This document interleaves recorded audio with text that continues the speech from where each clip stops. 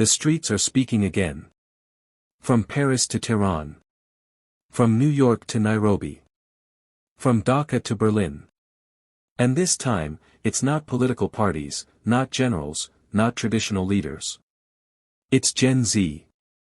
A generation born into crisis. Raised during wars streamed live on smartphones. Graduated into inflation, climate chaos, student debt, job insecurity, and political systems they didn't design, but are forced to live under. So here's the real question. Are Gen Z protests just temporary anger, or the beginning of a new global political era? For decades, power followed a familiar pattern. Elections every few years. Protests led by unions or parties. Change negotiated behind closed doors. Gen Z rejected that script. They organize without leaders. They mobilize without permission. They expose power using nothing but a phone, a hashtag, and collective courage. Look at the evidence. In France, Gen Z students led massive protests against pension reforms, clashing with police and forcing the world to question whether democracy still listens to youth.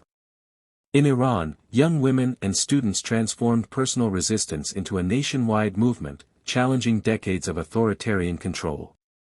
In Bangladesh, students protested job quotas, exposing corruption and elite privilege baked into the system. In Kenya, Gen Z mobilized digitally against proposed tax hikes, forcing the government into rare public reversals. In the United States, Gen Z has reshaped political discourse around Palestine, climate justice, gun violence, and racial inequality, pressuring institutions that once ignored youth voices. And in Nepal, young protesters proved that you don't need weapons or coups to shake a political system, just unity, persistence, and visibility. What makes these protests different isn't just where they happen. It's how they happen. There is no single leader to arrest. No headquarters to shut down. No manifesto written by elites. Instead, Gen Z movements are decentralized. Networked. Emotion-driven but data-aware. Local in pain, global in language. They don't wait for permission from power.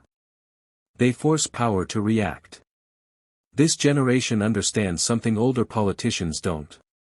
In the digital age, attention is power.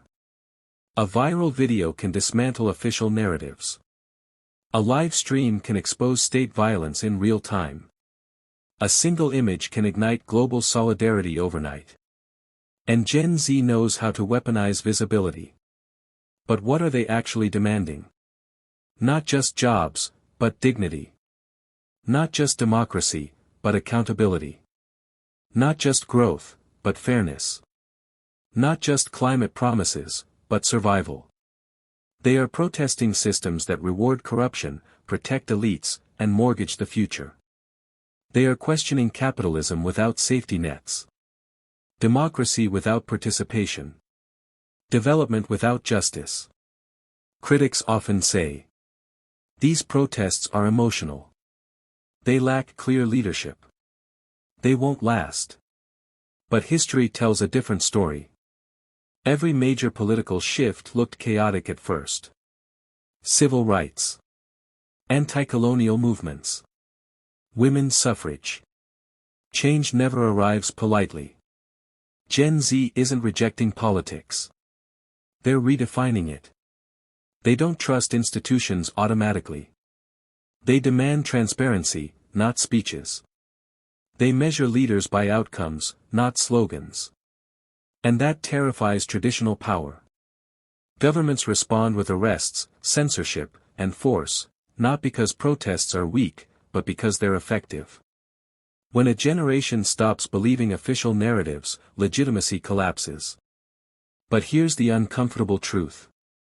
Protests alone don't build systems. Anger alone doesn't govern nations. The real test for Gen Z is what comes next. Can digital movements translate into policy? Can street pressure become institutional reform? Can leaderless protests create sustainable leadership? Some movements will fade. Others will evolve. But one thing is irreversible. Gen Z has shattered the illusion that young people are politically apathetic. They are not disengaged. They are disillusioned, and therefore dangerous to broken systems. This isn't just a wave of protests. It's a generational awakening. A generation that grew up watching crises unfold understands that waiting is a luxury they don't have. So, are we witnessing the beginning of a new global political era? Not one defined by borders, but by shared struggles, shared platforms, shared demands. The era where power is constantly questioned, where legitimacy must be earned daily, where silence is no longer an option. The world isn't just changing governments. It's changing who gets to challenge them. And Gen Z is just getting started. If you want more deep, global stories that explain the world beyond headlines, like this video, subscribe to Globe Lens. And visit our channel for more powerful, informative content that connects global events with real meaning. This is Globe Lens, where the world comes into focus.